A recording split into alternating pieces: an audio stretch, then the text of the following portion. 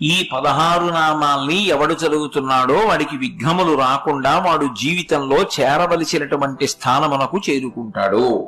కాబట్టి మిగిలినవి చదివావా చదవలేదా నీ ఇష్టం. ఇది మాత్రం నీ కొరకు మాత్రమే కాదు, నిన్ను నమ్ముకున్న నీ కుటుంబం కోసం నువ్వు చదవాలి. నీకు చదవడం చేత కాకపోతే కనీసం ప్రతిరోజు ఇది చదవడం వచ్చిన వాళ్ళ దగ్గరికి వెళ్ళి చదవమని నువ్వు వినాలి.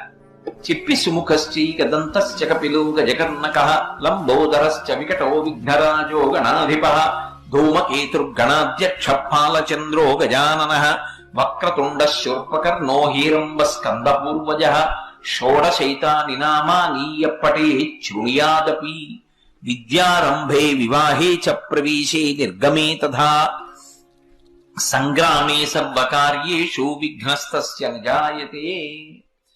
ఈ